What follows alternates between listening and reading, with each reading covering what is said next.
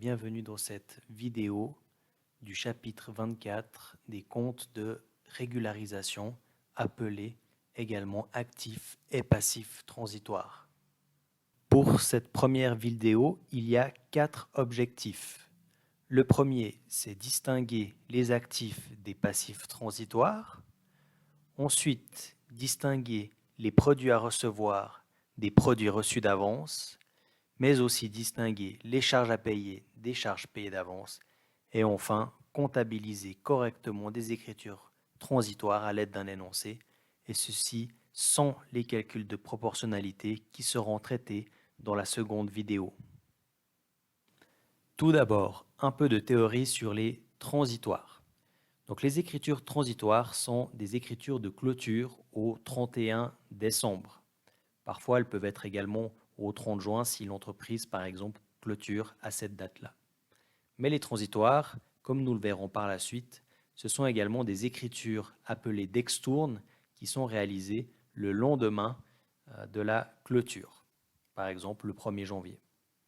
Le but des transitoires, c'est qu'une charge ou un produit doit être uniquement comptabilisé dans l'année qui le ou la concerne. Donc c'est une problématique de fin d'année, c'est-à-dire qu'en fin d'année, lors de la clôture, il y a des charges et des produits qui sont comptabilisés dans le mauvais exercice. Par exemple, une facture qui n'aurait pas encore été reçue ou une facture qui aurait été payée d'avance. Dans les autres exemples, un peu plus précis, il y a le décompte d'électricité du mois de décembre qui ne sera reçu qu'en janvier. Ou également le loyer de janvier qu'on paye à l'avance, qui a été payé au mois de décembre. Donc, les transitoires, ce sont des écritures de transit d'un exercice comptable à un autre, des charges et des produits. Le principe est le même que les provisions. Les provisions sont qualifiées d'incertaines, bien qu'il y ait une forte probabilité que l'événement provisionné se réalise, alors que les transitoires sont de caractère certain. Les écritures au 31 du 12 sont réalisées durant le premier semestre du bouclement également, c'est-à-dire durant les mois qui suivent le 31 du 12 lorsque l'entreprise effectue ses opérations de clôture.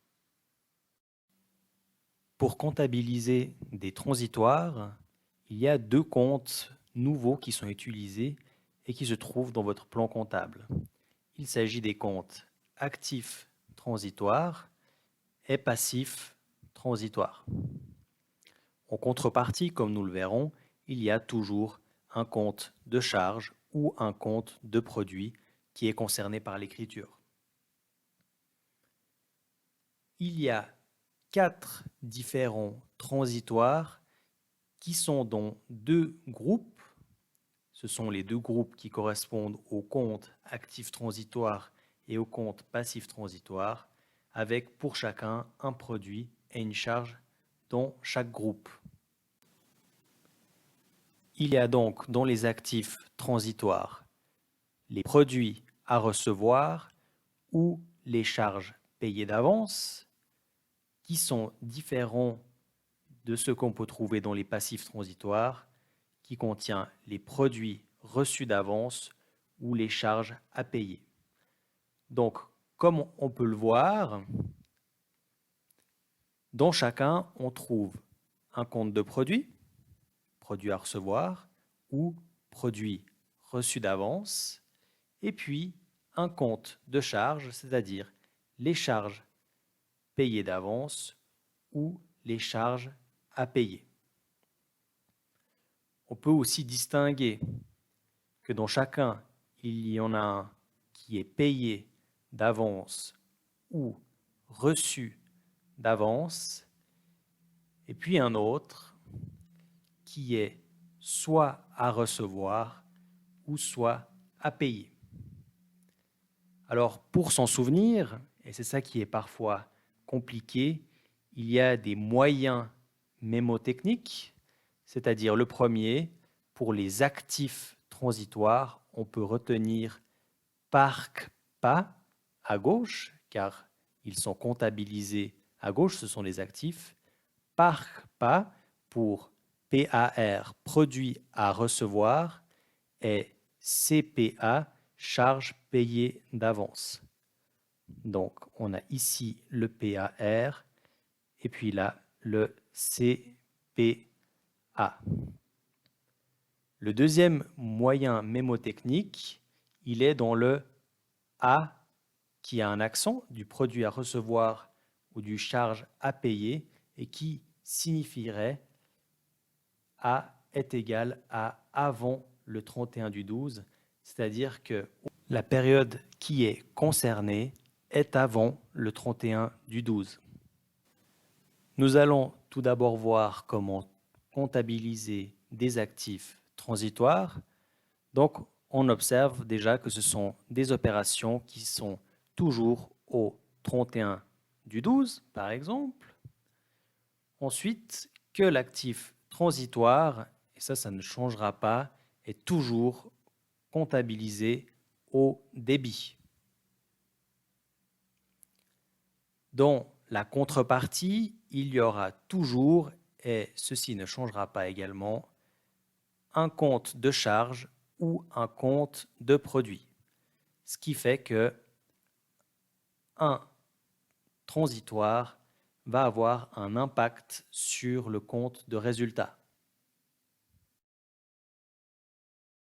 Pour la journalisation des passifs transitoires, c'est pareil pour différents critères. Déjà, il y a toujours cette écriture qui est au 31 du 12. Et puis, il y aura toujours des comptes de charges ou de produits en contrepartie. Ce qui change, c'est qu'un passif transitoire, le compte passif transitoire sera toujours au crédit. Ça, ce sont des choses qui ne vont pas changer également. Et puis, autant l'actif que le passif transitoire, grâce ou à cause du compte de charge ou de produit, aura un impact sur le compte de résultat, ce qui veut dire que le bénéfice final de l'entreprise va varier suite à ces écritures transitoires. Nous allons à présent analyser chaque transitoire en commençant par les produits à recevoir. Donc le cas, c'est celui de M. Leclerc qui a prêté une somme d'argent à une troupe qui se produit régulièrement dans sa salle de spectacle. Et puis, au moment de la clôture, la troupe doit 200 francs d'intérêt sur ce montant qui a été prêté. Et puis, il est convenu que ce montant sera réglé à fin janvier de l'année prochaine. Donc, les intérêts seront payés à fin janvier de l'année prochaine.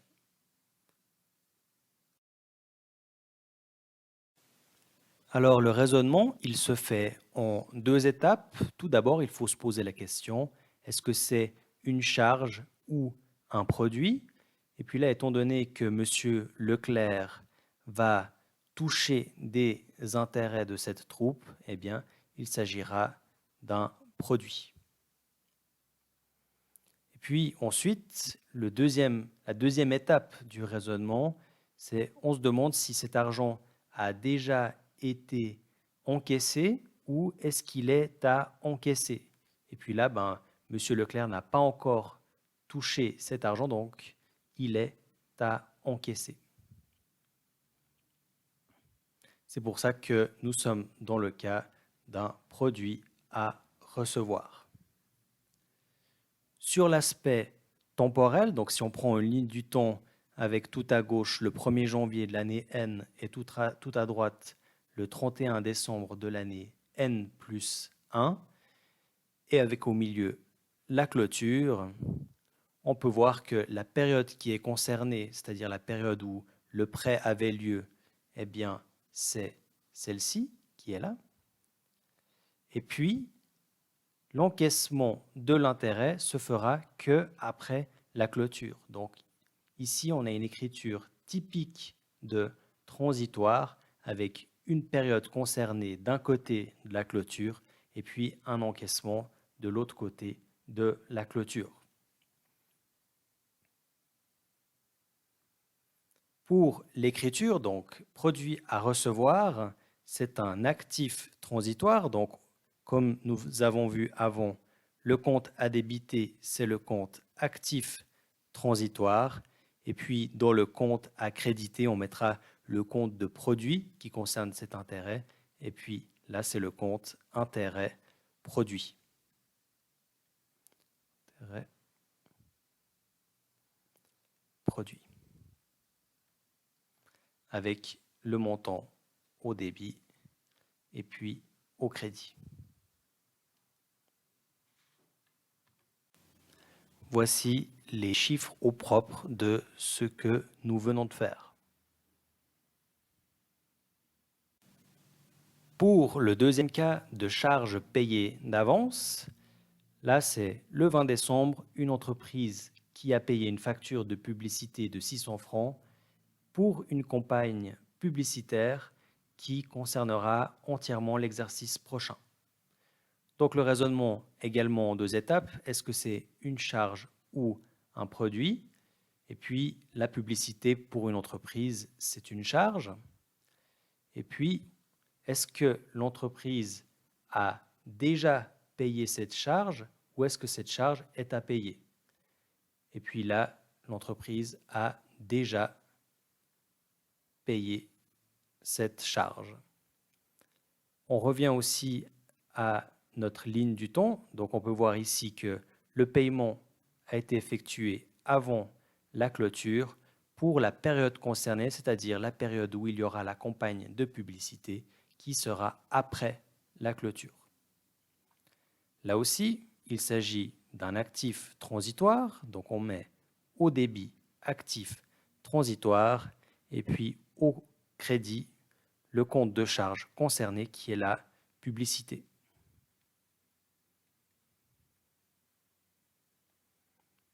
Avec le montant au débit et le montant au crédit. Voici à nouveau les chiffres au propre de ce que nous venons d'effectuer.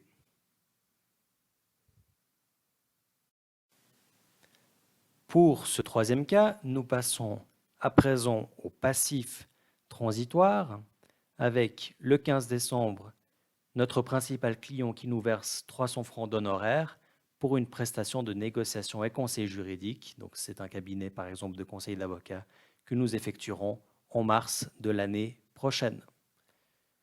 Donc ce client nous verse des honoraires dont notre raisonnement peut se demander est-ce que c'est une charge ou un produit? Et puis, comme nous le savons tous à présent, les honoraires, ce sont des produits. Est-ce que l'argent a déjà été encaissé ou est-ce qu'il est à encaisser? Eh bien, cet argent a déjà été encaissé.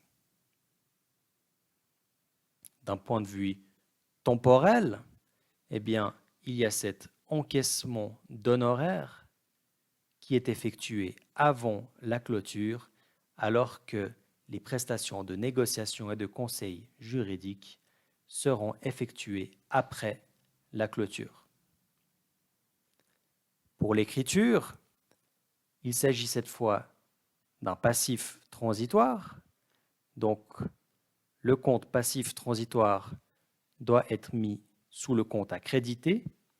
Et puis, le compte de produit correspondant, là, il s'agit de honoraires. Honoraires qui sera mis au débit.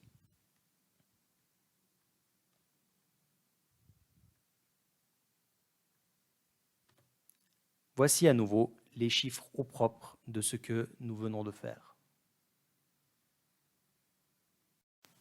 Notre dernier cas concerne également un passif transitoire. Il s'agit des charges à payer. Donc ici, nous sommes au 31 décembre et l'entreprise Romaillé doit encore un montant de 11 000 francs de salaire qu'elle réglera au début de l'année prochaine. Au niveau de notre raisonnement en deux étapes, est-ce que c'est une charge ou un produit? Et puis là, les salaires, ce sont des charges. Est-ce que cet argent a déjà été payé ou il est à payer? Eh bien, cet argent n'a pas encore été payé, donc il est en ce moment à payer au moment de la clôture. D'un point de vue temporel, on a la période concernée ici, c'est-à-dire qu'il s'agit de salaires qui concernent une période qui est avant la clôture, mais ces salaires seront payés après la clôture de l'entreprise. Concernant la comptabilisation, au niveau du compte accrédité, on est toujours dans le passif transitoire et puis le compte de charge en contrepartie, ce sera le compte salaire.